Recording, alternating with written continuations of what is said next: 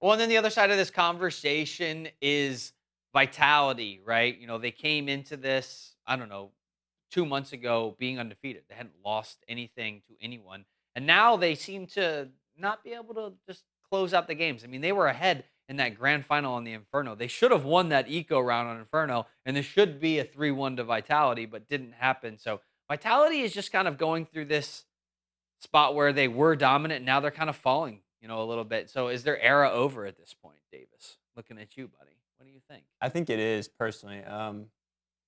I mean, the series against G2 is what really stood out to me because I think Apex just completely got out IGL'd by Hunter, who's brand new to the IGL role. And like there was, especially when they played the Inferno map, like Apex was lost. When they were on CT, they were going back and forth the sites, and G2 just had so much control of what they wanted to do. And I think that's what's so much different about Vitality within these last few months is like the first 6 months of the year, they knew exactly what they wanted to do and they executed it and they beat you. But like now it's like, when things start going bad, I think that emotions get to them a little bit, and they kind of don't really know how to react to that, and they get discombobulated as a team, and they don't really know how to play together as well. People are going one way when they should be going a different way, and yeah, I think their era is done. Yeah, I mean, I think it's interesting because I don't know if when things were going well, was Apex comms bad and he wasn't a great IGL then and talent was getting them by?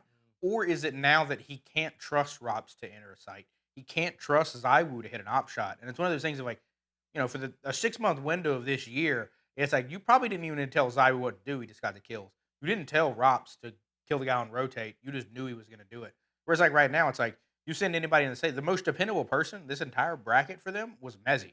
And like that's no disrespect to Mezzy. He's an incredibly talented player. But it's like if you needed a clutch moment, Mezzy was the only one pulling it off. So it's like if you're Apex, it's like are you nervous to be like, Rops go under and ego challenge? I guess I don't know. I mean, the team as a whole has definitely.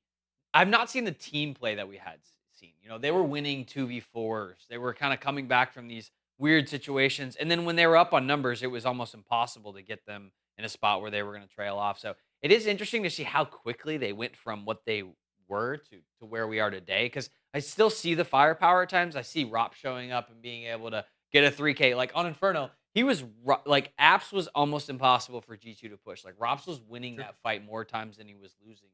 So they were forced to go banana a bunch because of it. And guess what? Apex and Mezzy and Flames were not doing well on that side, and they kept getting banana on the offense on the T side of the map. And so it's interesting to see them go through this kind of woes where they used to be the best Inferno team, and it was impossible to beat them.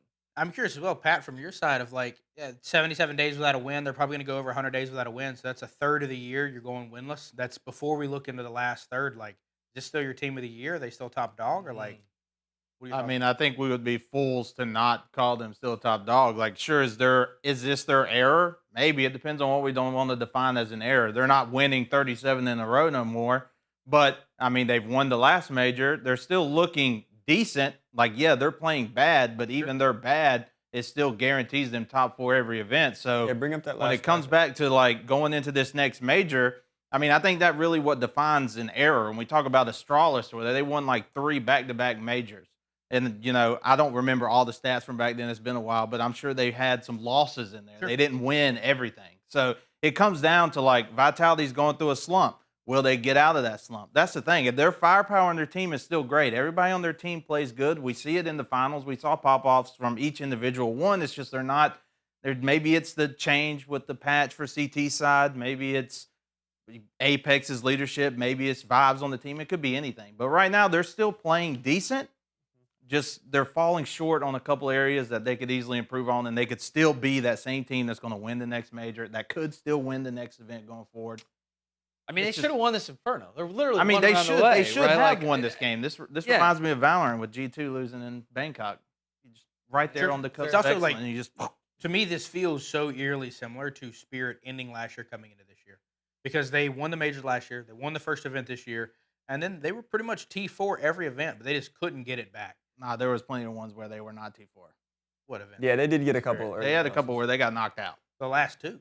But I will say Vitality has been at least top 4. top 4. Yeah, that is true. They've had top 4 finishes regardless. It's not like they've been early bounce jet or anything. Yeah, this is the graphic I wanted you to pull up a second ago. So like they're still top 4 with the second place as well. they're not winning everything like they were, but I mean, they're still up there as a top team. They haven't made that grave error yet to where they get like double bounced out of a tournament or don't make it past the quarters or anything. Now, if we see that coming in to the next one after the Fisher Playground, it's like, yeah, maybe more we can get in that conversation. But right now, like their mediocre is still top tier. And they only lose to good teams. Like they only lose to other teams that are within the top 5 teams in Counter-Strike. It's tough because they did drop a match with Legacy. The M80 actually That was played the best them. of one. I don't disagree, but the M80, I would argue, M80 played them harder than Mouse did, which is weird. Mhm. And And don't they get me wrong, still- they M80 still was came out on top. They did. Yeah. Totally. Well, M80 almost beat Mouse. Well, yeah. I mean, they went both games. They went up by a bunch. They just did not close game 2, and they had to close game 2 in order to win that